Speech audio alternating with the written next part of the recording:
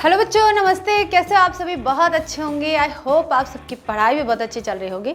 तो मैं डिम्पल सैनी आप सभी का बहुत बहुत स्वागत करती हूँ आपके इस क्लास में। तो फटाफट से आ जाइए बच्चों, बिना देर करे जल्दी जल्दी। तो आज हम यहाँ पर पढ़ रहे हैं NCERT board 12th class Hindi, और बुक का नाम है आरोह भाग 2।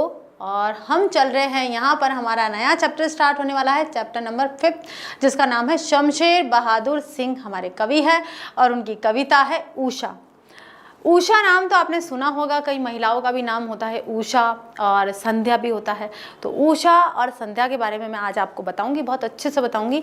और फिर हम आज केवल क्या करने वाले हैं, शमशेर बहादुर सिंह जी का जीवन परिचय पढ़ने वाले हैं, साहित्यिक परिचय पढ़ने वाले हैं, साहित्य में उनका क्या योगदान है, क्या स्थान है, वो सारी चीज़ें पढ़ेंगे। साथ में उनकी कविता का जो विषय है ऊषा, उस टॉपिक पे भी कुछ थोड़ा सा बताऊंगी, ताकि कल नेक्स्ट क्लास में, कल तो नहीं, कल हमारा संडे है, अगली क्लास में जब भी हम मिले तो आप तैयारी के साथ रहे कि हम ये जो कविता है आसानी से समझ पाएंगे, क्योंकि काफ़ी बिंबों का प्रयोग करा है, माध्यम का प्रयोग करा है। वो जो माध्यम है, जब तक आप उसको प्रैक्टिकली नहीं देखोगे तब तक आपको समझ में नहीं आएगा। इसलिए मैं आज थोड़ा सा वो सारी चीज़ें बताऊंगी कि क्या यहाँ पर कवि ने बताने का प्रयास करा है, तो हमें उसके लिए तैयार रहना है। तो देखिए बच्चों, यहाँ हम पढ़ने वाले हैं NCERT board 12th class Hindi आरोह भाग 2 का 5वां चैप्टर। हो सकता है किसी किसी बच्चे के 4th चैप्टर हो, किसी किसी बच्चे के 6th चैप्टर हो। हम नाम पर फोकस करते हैं, नंबर पर फोकस नहीं करेंगे, क्योंकि हो सकता है सीक्वेंस थोड़ा सा चेंज हो, तो आप नंबर पे फोकस मत करिएगा। कोई कमेंट नहीं होने चाहिए नंबर को लेकर।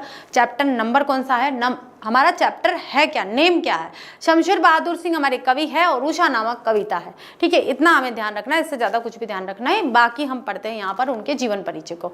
तो प्रयोगवादी कवि काल के पक्षधर माने जाते हैं ये शमशेर बहादुर सिंह जी। जन्म हुआ था 13 जनवरी सन 1911 ईस्वी को देहरादून, उत्तर प्रदेश पहले था। देखिए, जब उनका जन्म हुआ था ना, तब देहरादून यूपी में था, लेकिन सन 2001 या 2001 में उत्तरांचल, झारखंड और छत्तीसगढ़ 3 नए राज्यों का गठन किया गया था। तो उत्तर प्रदेश से इस देहरादून को उत्तरांचल में रख लिया गया है। तो अब ये कहाँ पर है, उत्तराखंड या उत्तरांचल में है, और उत्तर प्रदेश में पहले था। ठीक है, तो कब जन्म हुआ था भाई, 13 जनवरी 1911। आप उत्तर प्रदेश लिखोगे तब भी गलत नहीं होगा, और अगर याद करके, अच्छी बात है अगर आप उत्तरांचल लिख लेते हो तो वो भी सही हो जाएगा। तो देखिए, जन्म 13 जनवरी 1911 ईस्वी, याद रखिएगा 13 जनवरी 1911 ईस्वी। शमशेर बहादुर सिंह जी का जीवन परिचय मोस्ट इम्पॉर्टेंट है, आप इसको तैयार कर लीजिएगा। ठीक है, साहित्यिक परिचय भी आता है इसमें। प्रकाशित रचनाएं हैं उनकी, कुछ कविताएं, कुछ और कविताएं। चुका भी हूँ नहीं मैं, इतने पास अपने, ये तो हो गई उनकी पहली। कुछ और कविताएं दूसरी, चुका भी हूँ तीसरी, इतने पास अपने चौथी, बात बोलेगी 5वीं, काल तुझसे होड़ है मेरी छठी, उर्दू हिंदी कोश 7वीं का संपादन। ठीक है, और साहित्य अकादमी तथा कबीर सम्मान आदि उनको पुरस्कार मिले। अच्छा, यहाँ तक ये हो गया, मैं थोड़ा नीचे चली गई यहाँ पर, है ना। ठीक है, चलो। तो इतनी तो उनकी रचनाएं हैं, और उर्दू हिंदी कोश का इन्होंने संपादन किया है। बाकी इनकी कुल रचनाएं हैं, और अलग से देखेंगे। सम्मान की बात करते हैं तो साहित्य अकादमी पुरस्कार, बहुत बड़ा सम्मान होता, वो मिला है उन्हें, और कबीर सम्मान मिला है। और भी अनेक पुरस्कारों से, छोटे मोटे पुरस्कार थे, उनसे भी उनको सम्मानित किया गया है।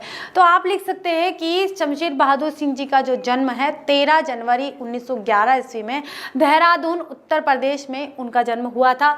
कुछ कविताएं हैं उनकी, उन कविताओं की कुछ नाम आप लिख सकते हो इसमें। यहाँ पर साहित्य अकादमी पुरस्कार, कबीर सम्मान के अलावा उनको अनेक पुरस्कारों से सम्मानित किया गया, ये पंक्ति आप लिख सकते हो। और निधन हुआ था सन 1993 अहमदाबाद में। ठीक है, तो ये है उनका जीवन परिचय। टेबल फॉर्म में दिया गया है, आप इसको डिटेल फॉर्म में लिख सकते हो, तो आपका एक पैराग्राफ बन जाएगा, एक अनुच्छेद बन जाएगा, तो अनुच्छेद भी आप बना सकते हो। क्लियर हो गया है, एक बार फिर से देख लीजिए। 13 जनवरी 1911 ईस्वी देहरादून, उत्तर प्रदेश यानी उत्तराखंड में उनका जन्म हुआ था। और कुछ कविताएं हैं, जो कुछ कविता है, कुछ और कविता है, चुका भी हूँ नहीं भी मैं, इतने पास अपने बात बोलेगी, और काल तुझसे होड़ है मेरी, उर्दू हिंदी कोश उनका संपादन है। तो याद हो जाएगा, ये ज़्यादा नहीं है, बहुत ही ईजी है ये। साहित्य अकादमी कबीर सम्मान के अलावा और भी अनेक पुरस्कारों से सम्मानित किया गया। 1993 ईस्वी अहमदाबाद में उनका निधन हो गया। तो ये है उनका जीवन परिचय। तुमने धरती का पद पढ़ा है, तुमने धरती का पद पढ़ा है, उसकी सहजता प्राण है। खुद को उर्दू और हिंदी का दोआब मानने वाले शमशेर की कविता एक संधि स्थल पर खड़ी है। यह संधि एक और साहित्य, चित्रकला और संगीत की है, तो दूसरी और मूर्तता और अमूर्तता की, ऐन्द्रिय और ऐन्द्रियतर की। अब देखिए, ये जो पंक्ति है काफ़ी कठिन लगेगी आपको, समझ में नहीं आएगी, लेकिन इसका तात्पर्य यह है कि वे कह रहे हैं कि तुमने धरती का पद पढ़ा है, कि तुमने धरती का काव्य पढ़ा है, कि धरती भी कुछ काव्य बोलती है, कि इस पृथ्वी पर अनेक ऐसे बिंब प्रस्तुत होते हैं, अनेक ऐसे वातावरण, अनेक ऐसे दृश्य प्रस्तुत होते हैं जहां हम पद्यांश के रूप में उसे लिख सकते हैं, उनकी कविताएं बना सकते हैं। तो धरती पर अनेकों कविताएं हैं, तो धरती का पद यानी कि धरती का काव्य किसी ने पढ़ा है, उसकी सहजता प्राण है। धरती का सहज रूप में जो पल पल परिवर्तित प्रकृति वेश है, वही उसका प्राण तत्व है। ठीक है, वो सहज भाव से हमारे सामने प्रस्तुत हो जाती है, वो उसका जीवंत उदाहरण है, यानी कि प्राण है। फिर कहा है उन्होंने कि खुद को उर्दू और हिंदी का, क्योंकि हिंदी उर्दू हिंदी कोश उन्होंने बनाया, शब्दकोश, यानी कि खुद को उर्दू का और हिंदी का दोनों का कवि मानते थे। शमशेर बहादुर सिंह जी उर्दू में भी अपनी पकड़ रखते थे और हिंदी में भी अपने पकड़ रखते थे। शमशेर बहादुर सिंह जी ने कई गज़लों का निर्माण किया है, कई गज़लें भी उन्होंने लिखी, कई नज़में भी लिखी है, साथ में कई कविताएं भी लिखी है। तो खुद को उर्दू और हिंदी का दोआब मानने वाले, दोआब का मतलब होता है दोनों ही रास्तों पर, दोनों ही किनारों पर खड़े होने वाले, दोनों पक्षों को समान रूप से मानने वाले शमशेर की कविता एक संधि स्थल है। संधि स्थल यानी कि क्या है, उर्दू और हिंदी को जोड़ने का कार्य कर रही है। कौन? शमशेर बहादुर सिंह जी की कविता है। शमशेर बहादुर सिंह जी की कविताओं में उर्दू के शब्द भी मिलते हैं तो हिंदी के भी मिलते हैं, तो दोनों का संधि स्थल है, जोड़ने का कार्य कर रही है। यह संधि एक और साहित्य, चित्रकला और संगीत की है। एक तरफ तो क्या क्या है भाई, ये संधि है, ये संधि हो रही है, तो एक तरफ तो क्या है भाई, साहित्य है, साहित्य लिख डाला उन्होंने, कविता लिख डाली, लेकिन वो किस प्रकार लिख डाली है, चित्रित कर डाली है, यानी कि चित्रकला का रूप भी प्रस्तुत किया है, कि ऐसा वर्णन किया है कि कोई चित्र हमारे सामने हूबहू प्रस्तुत हो जाता है, इसलिए क्या कहा है, साहित्य में चित्रकला। और साथ में संगीत है, लय है, कविता में क्या है, लय है, साहित्य भी है, साथ में चित्रकला भी है। साहित्य के रूप में उन्होंने किसी चित्र को प्रस्तुत करा है, वो भी संगीत के माध्यम से, संगीतात्मक ढंग से। तो तीनों चीजें उसके अंदर आ गई। एक तरफ तो ये था, अब दूसरी तरफ क्या था बच्चों, देखिए, मूर्तता। इसको भी समझाती हूं मैं अभी, रुको। अमूर्तता, मूर्तता और अमूर्तता। फिर है ऐन्द्रिय और ऐन्द्रियतर,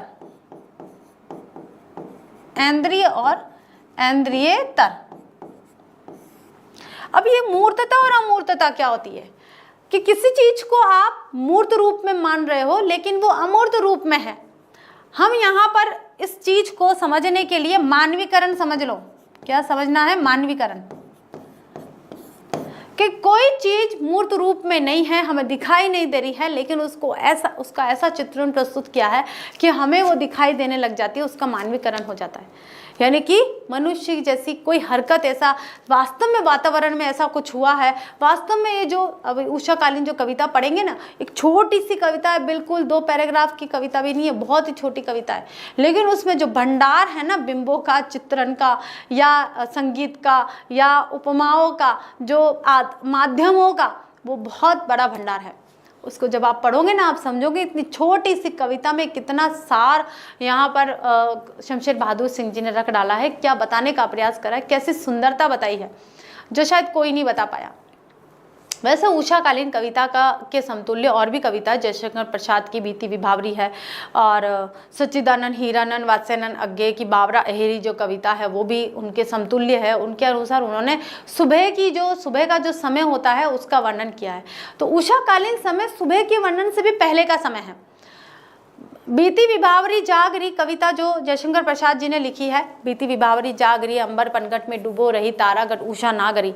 तो जब सूरज उग जाता है और सारी जो कालीमा है या लालिमा है सबको समाप्त हो जाती है, तब तक का वर्णन किया गया है। और बावरा अहेरी में भोर का नभ था, यानी कि भोर का नभ, सुबह का जो आसमान कैसा था वो वर्णन किया है। लेकिन शमशेर बहादुर सिंह जी ने सुबह के पहले का समय है उसका वर्णन किया है, जब आसमान में कालीमा छाई हुई होती है, लालिमा से युक्त कालीमा होती है, उस तरह का वर्णन किया है। तो उन्होंने क्या करा है, उस वर्णन को करने के लिए जो जीवंतता उसमें लाई है, जो प्राण फूके है, ऐसा लगता है जो मूर्त थी, जो चीज़ें मूर्त थी, यानी कि जो हिल डुल नहीं सकती थी, जिनके बारे में हम सोच नहीं सकते थे, कि जो निर्जीव चीज़ें होती हैं उनको सजीव किया है। तो मूर्त क्या हो गया है निर्जीव, अमूर्त क्या हो गया सजीव। तो निर्जीवता के अंदर सजीवता लाने का प्रयास करा है, इसलिए कहा है मूर्त और अमूर्त। अब इंद्रिय और इंद्रियतर क्या हुआ है, हमारी इंद्रियां हैं, हमारी 5 इंद्रियां हैं, हमारे सेंस ऑर्गन जिनको बोलते हैं, आँख, नाक, कान, मुँह, जीभ और त्वचा। इनके माध्यम से हम आँखों से देख कर बता देते क्या है सही है, ऊपर है, नीचे है, बड़ा है, छोटा है। स्वाद से, जीभ से हमारी जो टंग होती है उससे बता देते हैं खट्टा, मीठा, खारा कैसा है। स्किन से हम बता पाते हैं, त्वचा से हम बता पाते हैं कि भाई गर्म है, ठंडा है, कैसा है। और जो हमारे कान हैं उनको वो जब सुनते हैं तो उससे पता चलता है जो वाणी कैसी है, मीठी है, कर्कश है, किस प्रकार की है। तो ये सब हमारी इंद्रियों से पता चलता है। लेकिन शमशेर बहादुर सिंह जी की कविताएं है वो इंद्रियों से परे है। हमें जो दिखाई नहीं दे रहा है ना उससे परे आपको देखना है, जो नहीं दिखाई दे रहा उसके बारे में सोचना है। तो आपकी छठी इंद्रियतर क्या हो गई, आपकी छठी इंद्रियों को आपको जागृत करना है। उस इंद्रिय को जागृत करके आपको सोचना है, समझना है कि उषाकालीन वर्णन क्या है। तो इंद्रिय और इंद्रियतर यह है कि आपकी इंद्रियों को जो आप दिखाई दे रहा है उससे परे आपको देखने की कोशिश करनी है, जो मूर्त है उसको सजीव बनाने की कोशिश करनी है। तो यह है इंद्रिय और इंद्रियतर। समझ में आया किसी को? बहुत से बच्चों को समझ में आया होगा, और नहीं आया है तो फिर से एक दो बार जब भी समय मिले तब आप सुनना। ये मत कहिएगा कि मैम रिपीट करिए, क्योंकि रिपीट के लिए मैं फिर से टाइम का लेक्चर देना शुरू कर दूंगी। मैं बार बार यही कहती हूँ कि समय बचाओ, और मेरे पास इतना समय नहीं है मैं रिपीट करूँ, फिर मेरा जो बाकी के जो पेजेस है वो रह जाए, मैं जो पढ़ाना चाहती हूँ वो पढ़ा ही नहीं पाऊँ। ऐसा नहीं होना चाहिए। विचारों के स्तर पर प्रगतिशील, विचार कैसे उनके प्रगतिशील है, बिल्कुल ही दकियानूसी या परंपरावादी नहीं थे, प्रगतिशील विचार थे। और शिल्प के स्तर पर प्रयोगधर्मी। शिल्प का मतलब क्या होता है, उन्होंने जो कविता का निर्माण किया है, कविता में शब्दों का निर्माण, वो क्या होता है, शिल्प। अब शिल्प में उन्होंने प्रयोग करा है, क्या करे हैं, नए नए प्रयोग करे हैं, नए नए प्रयोग। ठीक है। कवि शमशेर की पहचान एक बिंब धर्मी कवि के रूप में है। उन्होंने बिंब प्रस्तुत करे, और बिंब कैसे कैसे प्रस्तुत करे हम कविता में देखेंगे।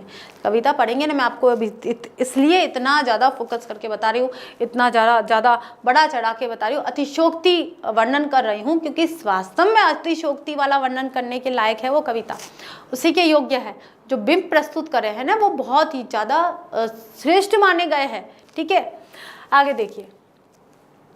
उनकी यह बिंब धर्मिता का मतलब होता है बिंब प्रयोग करना।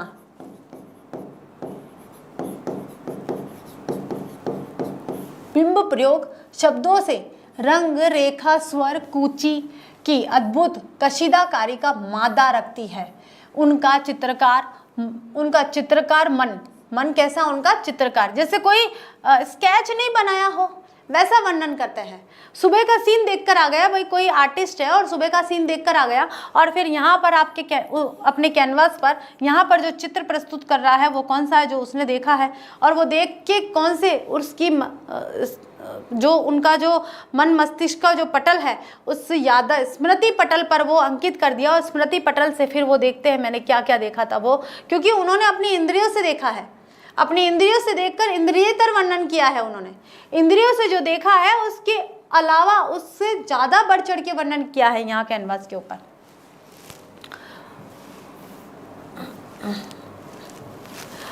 तो उनका चित्रकार मन, किनका, शमशेर बहादुर जी का मन कैसा था, चित्रकार मन। कलाओं के बीच की दूरी को न केवल पाटता है, पाटने का मतलब होता है दूर करना, बल्कि भाषातीत हो जाना चाहता है, भाषा से परे। भाषातीत का मतलब क्या होता है? भाषा से परे, आगे। उनकी मूल चिंता माध्यम का उपयोग करते हुए भी बंधन से परे जाने की है। यानी कि माध्यम, कोई ना कोई माध्यम, कोई ना कोई सहारा होना चाहिए। उन सहारों के साथ उन्होंने अपनी कविताओं की रचना करी है। और बंधन से परे जाना, वो किसी बंधन में बंधकर कविताओं की रचना नहीं कर रहे हैं, स्वच्छंद। प्रयोगवाद के जो पक्षधर थे, प्रयोगवादी युग के जितने भी कवि थे, उन्होंने प्रयोगधर्मिता अपनाई, नए नए प्रयोग करके नए नए कविताओं का निर्माण करा है। अगर वे मुक्तक और प्रबंध के बंधन में बन जाते तो फिर क्या वो ऐसी कविताओं का निर्माण कर पाते? स्वच्छंद, जिसमें किसी छंदबद्ध रचना का रोल नहीं है, जिसमें किसी अलंकार का रोल नहीं है, जिसमें किसी रस को नहीं रखना है, बस उन्होंने जो देखा है उसका साक्षात इंद्रियतर वर्णन करना है और नए नए प्रयोग करें। तो नए नए प्रयोग में देखिए कभी कभी कवियों ने प्रतीकों का उल्लेख किया है, प्रतीकों के माध्यम से कोई भाव प्रस्तुत करने का प्रयास करा है। कभी कभी कवियों ने बिंबों का प्रयोग करा है। तो यहाँ पर शमशेर बहादुर सिंह जी ने बिंबों का प्रयोग करा है, बिंबों के माध्यम से कविता को बताने का प्रयास करा है। अब देखिए वो क्या कह रहे हैं, यहाँ उर्दू और हिंदी के दो आप माने जाते हैं ना, उर्दू और हिंदी के संधि स्थल माने जाते हैं उनकी कविताएं। तो वह कह रहे हैं, ओ माध्यम क्षमा करना कि मैं तुम्हारे पार जाना चाहता हूँ। कि वो माध्यम कि जो जिस संध्या का, जिस चीज़ का, जिस शीर्षक का, जिस भी विषय पे वो कविताएं लिख रहे हैं, उन कविताओं के कोई माध्यम होते, कोई तरीका होता है, हम उन स्टेप पे चढ़ के ही आगे बढ़ सकते हैं। तो वह ये कह रहे हैं कि ओ माध्यम क्षमा करना, मैं तुम्हारे पार जाना चाहता हूँ, कि मैं तुम्हारे और पार जाकर पता नहीं मैं कौन सी इंद्रियोत्तर जो वर्णन है उसको यहाँ प्रस्तुत करना चाहता हूँ। कथा और शिल्प दोनों ही स्तरों पर उनकी कविता का मिजाज अलग है। मिजाज का मतलब उनकी कविता का जो रस है, उनकी कविता का जो आनंद है या विषय, वो अलग है। उर्दू शायरी के प्रभाव से संज्ञा और विशेषण से अधिक बल सर्वनामों और क्रियाओं और अवयवों, मुहावरों को दिया गया है। उन्होंने खुद भी कुछ अच्छे शेर कहे, शायरियाँ लिखी है, क्योंकि उर्दू और हिंदी दोनों के कवि थे। उर्दू के शायर कहे जा सकते हैं और हिंदी के कवि माने जा सकते हैं। तो इतना समझ में आया आप सभी को? आगे देखिए बच्चों, सचेत इंद्रियों का यह कवि जब प्रेम, पीड़ा, संघर्ष, सृजन को गूंथ कर कविता का महल बनाता है तो वह ठोस तो होता ही है, अनुगुंजों से भी भरा होता है।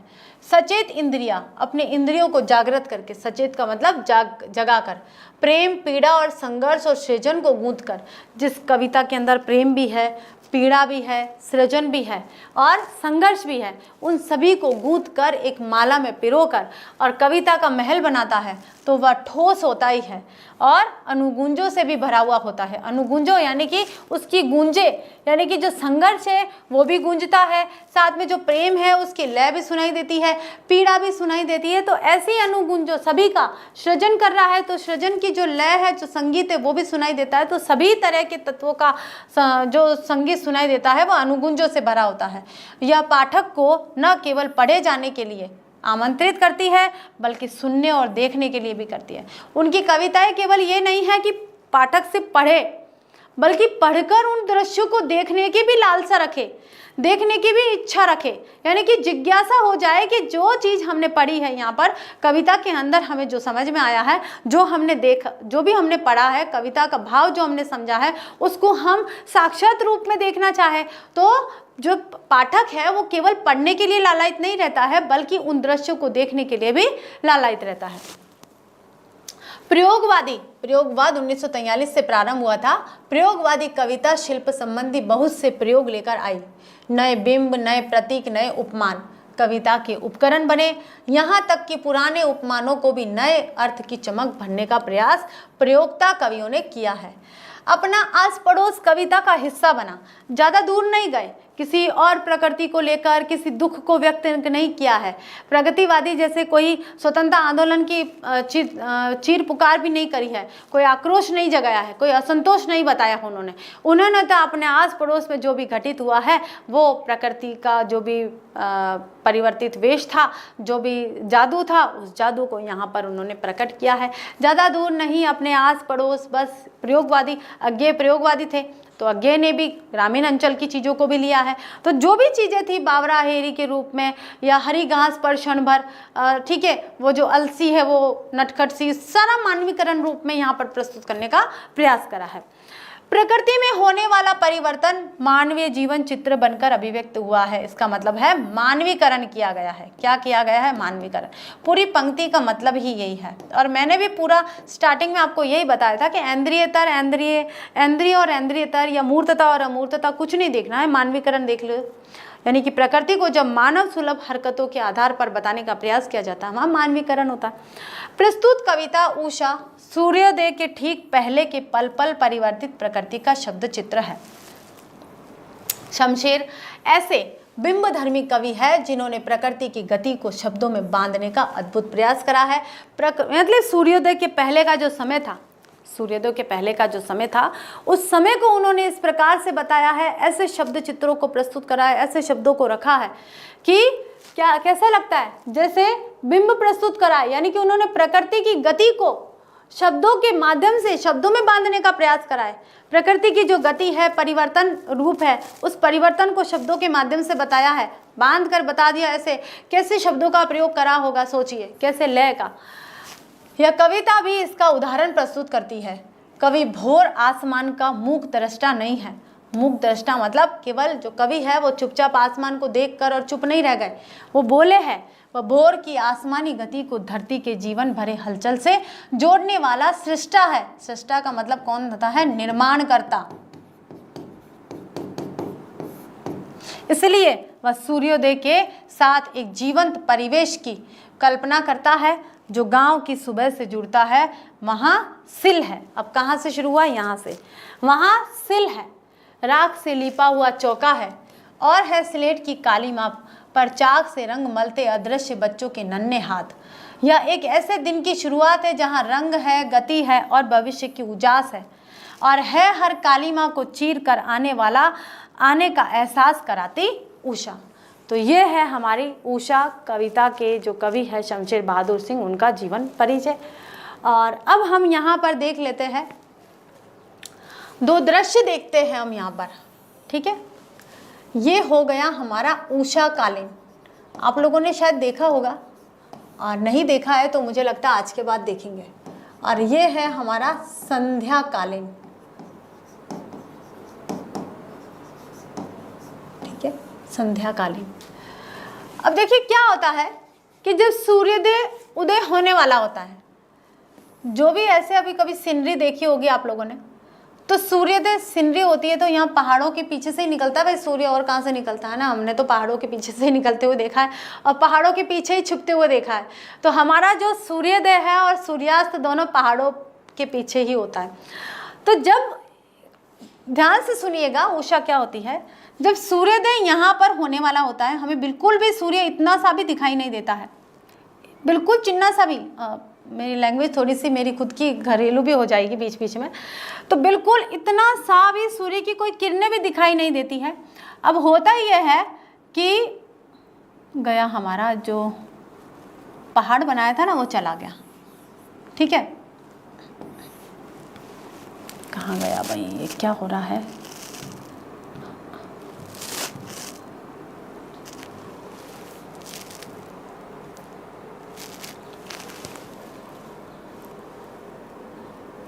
ठीक है, ये रहा। तो इस तरह का होता है। अब इसमें क्या हुआ भाई, जब सूर्य यहाँ पर है, सोच लीजिए यहाँ पर है सूर्य, है ना, और पूरा यहाँ पर है, और यहाँ अब धीरे धीरे इस पहाड़ के यहाँ आ रहा है, क्योंकि पृथ्वी हमारी गोल है और पृथ्वी राउंड करती है, घूमती है, मूव कर रही है। तो धीरे धीरे सूर्य यहाँ आ रहा है। तो जब सूर्य होने वाला होता है, मान लीजिए समय बता देती हूँ, मान लीजिए 4 बज रहे हैं। ठीक है, सुबह के 4 बजे AM लिख देती हूँ मैं। सुबह के 4 बजे क्या हो रहा है कि अंधेरा है, लेकिन आसमान में कालीमा छा रही है, लेकिन लोग उठ जाते हैं। लेकिन क्या होता है, आसमान में थोड़ी सी लालिमा होती है। तो कवि यहाँ कह रहे हैं कि ये जो काला आवरण है, सूर्योदय की किरणें जो है धीरे धीरे यहाँ आती आती लाल हो जाती है। ठीक है, और लाल होने के बाद में यहाँ वातावरण है हल्का सा काले, जैसे काली स्लेट के ऊपर लाल रंग को जब हम रगड़ देते हैं तो वो कैसा लगता है, कालीमा लालिमा जैसा हो जाता है, काला काला लाल लाल कलर का हो जाता है। जैसे कोई काली स्लेट है और उस काली स्लेट के ऊपर हमने लाल रंग को पोत दिया है, वो ऐसा लगता है। देख लीजिए, ऐसी काली सिल्क के ऊपर लाल रंग की खड़ियां हमने लपेट दी हो, ऐसा प्रतीत हो रहा है। तो ऐसा प्रतीत होता है हमें सूर्योदय कालीन समय। ठीक है, तो ये तो हो गया सूर्योदय से पहले का समय, उषा कालीन। अब देखिए संध्या कालीन में आ जाते हैं। यहाँ पहाड़ है हमारे और वही सूर्यास्त होने वाला है, सूर्यास्त हो चुका है और सूर्यास्त होने के बाद में सूर्य यहाँ पर है, थोड़ा डूब गया है, ज़्यादा ही डूब गया है। तो आसमान कैसा हो जाएगा? काला, बिल्कुल एकदम काला। अब काले के साथ में फिर से लाल वाली चीज़ें आ जाएगी, यहाँ पर रेडिश, ये वाला भाग उन्होंने बताया है शमशेर बहादुर सिंह जी ने कि कैसी सुंदरता है। अब जैसे जैसे सूर्य, अब ये सूर्य, ये तो संध्याकालीन समय हुआ है, ये उषाकालीन और संध्याकालीन समय देखने में सेम होता है, लेकिन अब उषाकालीन समय का वर्णन करते हुए कवि यहाँ पर बता रहे हैं कि कैसे कैसे जब सूर्योदय यहाँ आ जाता है, ये जो सूर्योदय है ये यहाँ पर आ गया है और जैसे ही सूर्योदय हो गया, यहाँ जो लालिमा थी ना, जितनी भी लालिमा थी ऐसे कलर की थी ये लालिमा अचानक से सूर्योदय होने के बाद में समाप्त हो जाती है और वातावरण एकदम साफ हो जाता है, क्लियर हो जाता है। जो भी उषाकालीन जादू था, जो हरकतें थी, जो बिंब थे, वो सब समाप्त हो जाते हैं, खत्म हो जाता है। उषा का जादू खत्म हो जाता है, समाप्त हो जाता है, दूर हो जाता है। ये बताने का प्रयास करा है उन्होंने। मैं भी ढंग से नहीं बता पाई हूँ, शायद उषा जब कविता पढ़ेंगे हम, उसका भावार्थ करेंगे तब और अच्छे से बता पाऊँगी। मैं स्केच नहीं बना पा रही हूँ क्योंकि मुझे, मेरी जो ड्राइंग है बहुत ख़राब है, अच्छी नहीं है, मुझे स्केच बनाना इतना आता नहीं है, इसलिए आपको ढंग से नहीं समझा पा रही हूँ। लेकिन जब मैं आपको व्याख्या करूँगी तब आपको अच्छे से क्लियर करूँगी कि क्या उषाकालीन कविता में जो कवि है वो क्या बताना चाह रहे हैं। लेकिन उससे पहले आप सभी से ये भी निवेदन करूँगी कि आप सभी सुबह 5 बजे तो अभी तो बहुत उजाला रहता है, सुबह 4 बजे, 4 से 5 के बीच का जो समय होता है उस समय एक बार ज़रूर उठिए, अर्ली मॉर्निंग उठिए और वातावरण में देखिए सूर्योदय नहीं होता है, जब काला काला होता है तब क्या ऐसी लाल लाल छवि, और उस समय आप वेट करिए कि सूरज आ रहा है, बस आ रहा है, जिस दिशा में उगता है वहाँ खड़े हो जाइए, उस दिशा की मुख की तरफ अपना मुंह करके और खड़े हो जाइए और फिर वहाँ आप देखिए कि क्या वास्तव में सूर्योदय हो रहा है। धीरे धीरे जो कालिमा है वो लालिमा में बदल जाती है, लालिमा से फिर पीला हो जाता है, पीले से फिर धीरे धीरे एकदम नीला आसमान होने लग जाता है। धीरे धीरे होता है, बिल्कुल ये एकदम अचानक से नहीं होता है, बहुत धीरे धीरे ये क्रियाएं होती है। तो आपको कम से कम 1 से 1.5 घंटे तक वेट करना होगा और ये सीन पूरा देखना होगा, तब आप समझ पाएंगे कि शमशेर बहादुर सिंह जी ने जो उषाकालीन वर्णन किया है वो ऐसे ही नहीं किया है, क्या क्या बिंब थे उस समय। फिर आपको ये कविता बहुत अच्छे से समझ में आ जाएगी, आसान हो जाएगा आपके लिए। तो बच्चों देखिए, हमने यहाँ पर आज शमशेर बहादुर सिंह जी के जीवन परिचय पढ़ा है, साहित्य से जुड़ी हुई बातें पढ़ी है। ज़्यादा चीज़ें इंपॉर्टेंट नहीं है, लेकिन हाँ उनका जीवन और उनका जन्म स्थान बहुत इंपॉर्टेंट है, उनकी जो कुछ रचनाएं हैं वो इम्पॉर्टेंट है, साथ में उनकी उषाकालीन कविता है, और साथ में ये इम्पॉर्टेंट है कि बिंबधर्मी थे। क्या थे वे? बिंबधर्मी थे, और साथ में प्रयोगवादी कवि थे, वो प्रयोगवाद युग के वो कवि या लेखक थे। तो ये चीज़ें आपको थोड़ी चीज़ें याद रखनी है। तो आज की क्लास हमारी बच्चों यहीं तक ही रहेगी। अगली क्लास में फिर मिलते हैं उषा कविता के साथ में, शमशेर बहादुर सिंह जी की बिंब धर्मिता को लेकर कि बिंब क्या थे, और ये भी बताऊंगी कि बिंब क्या होते हैं, तभी आपको समझ में आएगा कि बिंब क्या है। ठीक है, तो आज इतना ही। Thank you so much.